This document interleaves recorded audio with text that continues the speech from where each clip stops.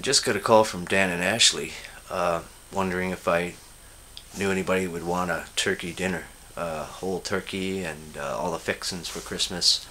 And in talking to them, I found out that things weren't going so great in their own lives with their baby, who Children's Aid has had custody of, if you will, since the baby was born.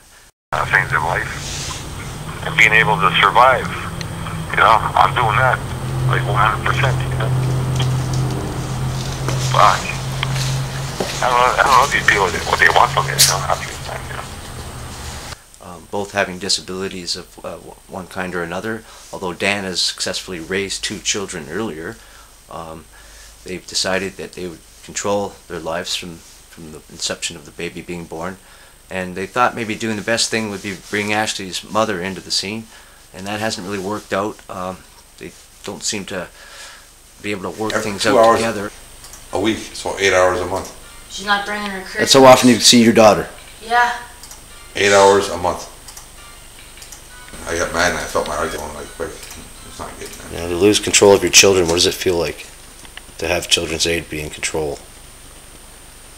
I don't know, it feels like I have a second mother or something there behind my shoulder, you know?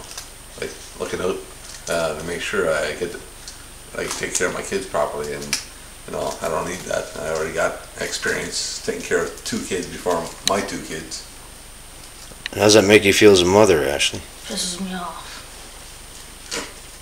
They're just judging me. And I mean, they told me they weren't going to take away my baby in the beginning when I was 5 months pregnant, but they did.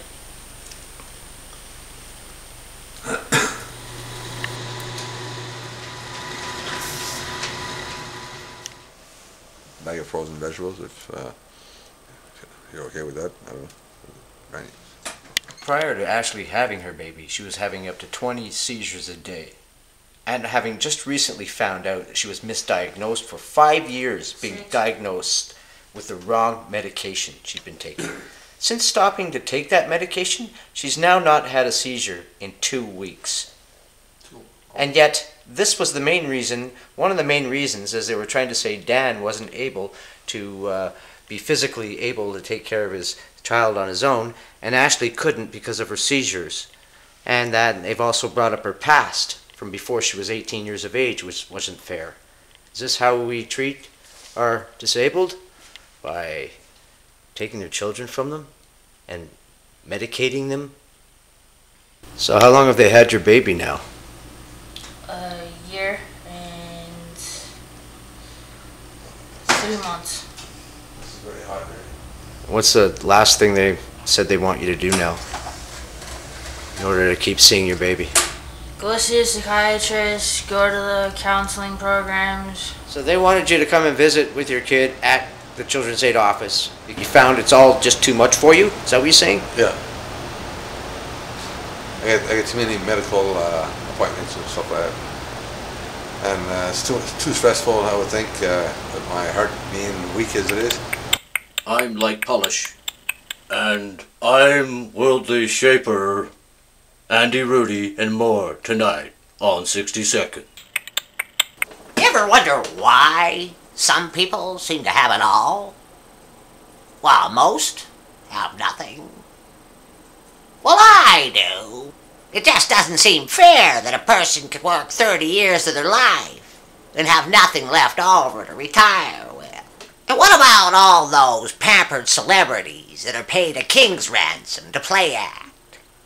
Maybe instead of acting, they could go out and depict real character in the real world with some real hard cash. I wonder what Rocky would say. Hey, how you doing? You might remember me from the first 11 Rockies. Or Lieutenant Colonel Slade. Hoorah! Watch what kind of citizens we're making here. Somehow, I don't think they'd approve. Behind me, we have a double entendre happening. In the background is the York Region headquarters, where I was earlier doing a deposition to York Region Council.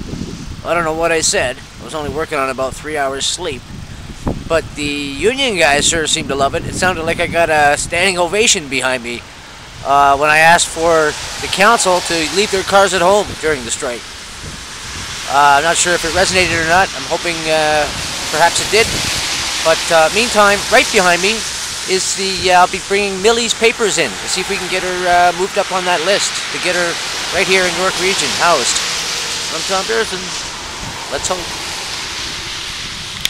You're a sly one, Chairman Fisch. You're extremely smart.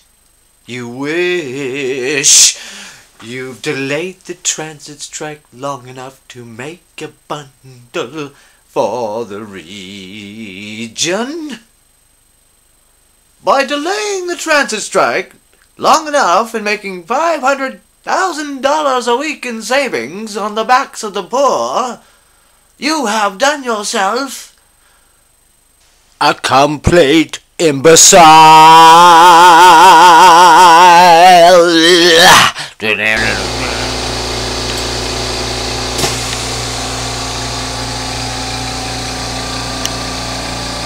Unfortunately, we were unable to get Millie any place to stay. She's still staying on her own, for now, on a couch. This is how we take care of our low-income seniors in Ontario. Until next time, I'm Tom Pearson.